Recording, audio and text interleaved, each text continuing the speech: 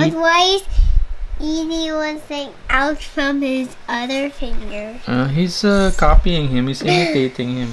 Who's gonna want to make my tent? He wants to make tents. We're gonna read E.T., the Extra-Terrestrial. Wait, did we just read it last time? We did. It's his favorite. Right now, it's his favorite book. We probably read it like three or 4 nights in a row already. So this is like the fifth night. Let's build our tent. Let's build a tent. I'm gonna sit here. I just want to make a tent, Dad. Are we gonna read this or are we gonna make a tent? Make a tent and read. Read first. Sit here. And then I can make a tent. The Extra-Terrestrial. You ready? Right. It was the week before Halloween. Elliot wanted to play with his brother Michael, but Michael said no. Come on, guys, Elliot pleaded. I can't fight goblins. I can fight goblins too. Just get the pizza, Michael said. Elliot went outside and paid the delivery man. On the way back inside, he heard a noise coming from the shed. Elliot lived near a forest. Sometimes coyotes wandered into the shed, but these footprints didn't look like coyote tracks. And coyotes don't roll balls to kids. It definitely wasn't a coyote. Elliot tried to tell his family. There's a goblin in the shed, a real goblin. Where's the pizza? Michael asked. No one believed Elliot's story. The next day, Elliot went beyond the shed and into the woods to look for the goblin. He saw people with strange equipment searching for something. Were they looking for the goblin too? If they found it, what would they do with it? Elliot had to find the goblin first. That night, after everyone was asleep, Elliot left a trail of candy from the shed into the house, up the stairs, and into his room. Like the alien surprised him. It turned out the goblin liked candy. The next day, Elliot introduced the goblin to Michael. Now how about this one? It turned out the goblin liked the candy. He introduced him to his little sister Gertie. How about this one? The next day, Elliot introduced the goblin to Michael. How about the Gertie? And to his little sister Gertie. Michael and Gertie quickly realized what Elliot had learned the night before. The goblin was kind and smart. The kids were excited and curious about their new friend. He seemed too nice to be a goblin. Maybe he's a monkey, said Michael. I don't like his feet, said Gertie. The goblin? Yeah, they think it's a goblin. We are here. Home, Elliot said. Where are you from? The goblin pointed up at the sky. Then he used his powers and some fruits and vegetables to create a model of his solar system. The goblin wasn't a goblin at all. He was an extraterrestrial. An alien from another planet. Elliot called him E.T. for short. Meanwhile, the people looking for E.T. were getting closer.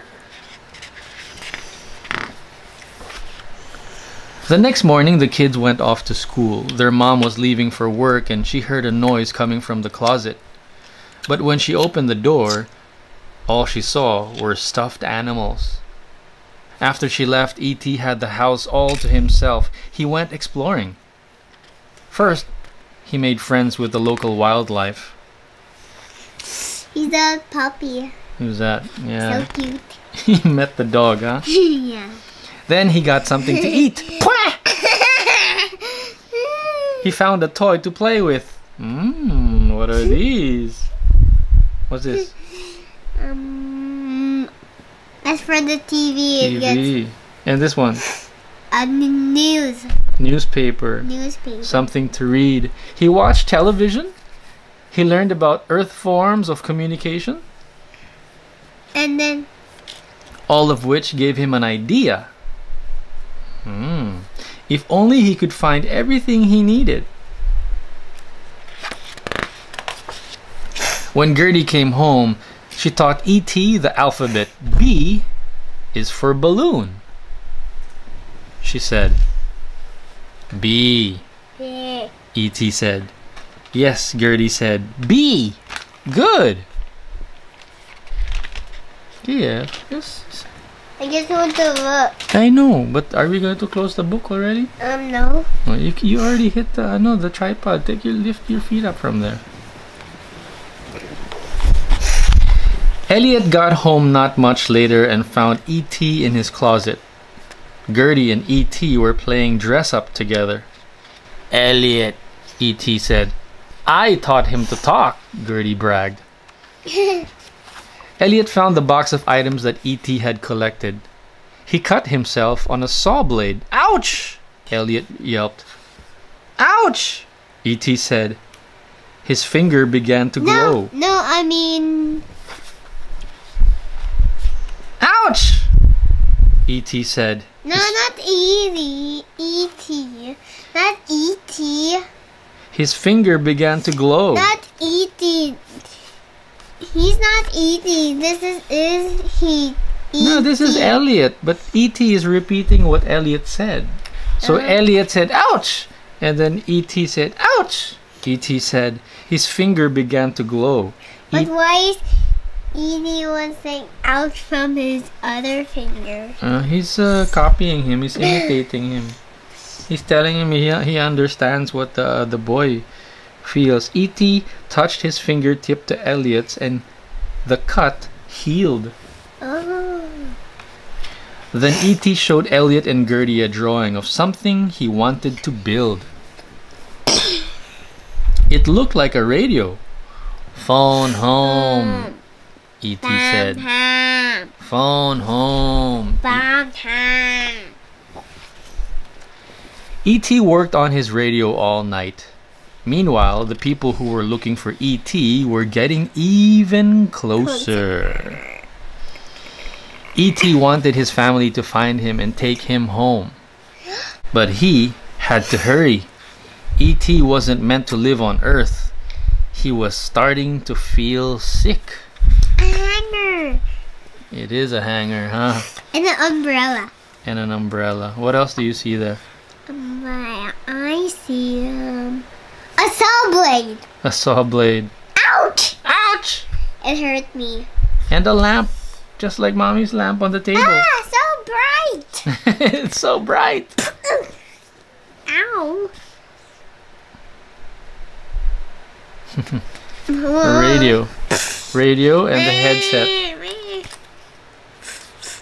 Is that a radio? That's a computer. A typewriter. Not a typewriter. Keyboard. My tissue. Is that tissue?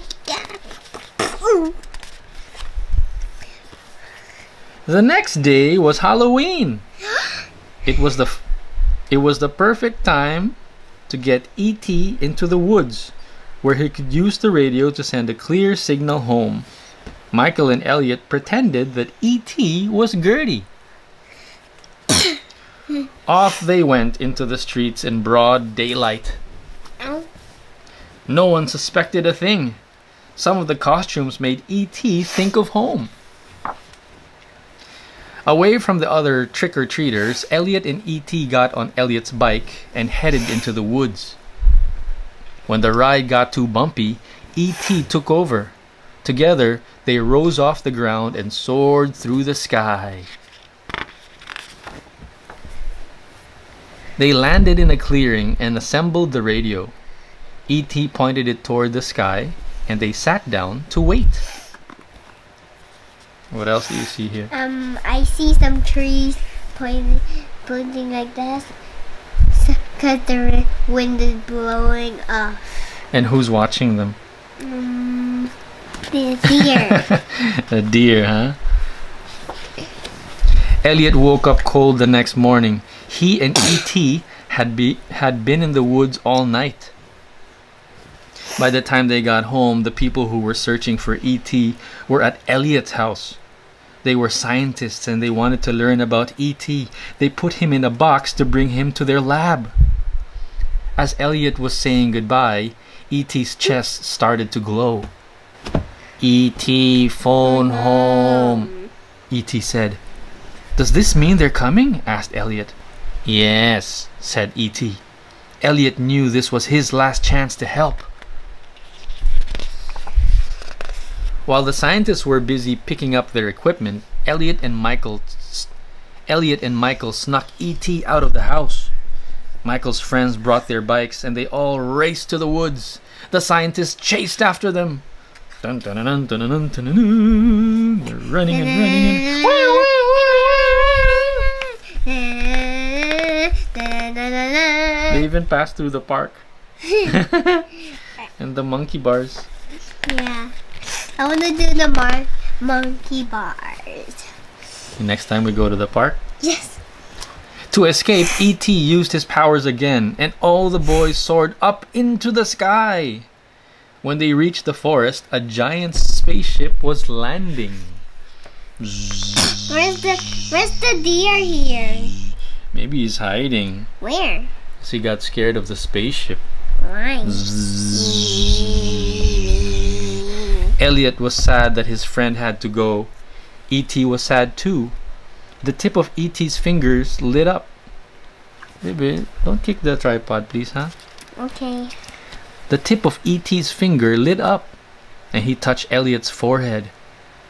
I'll be right here, said E.T. Elliot knew he would always remember their extraordinary friendship.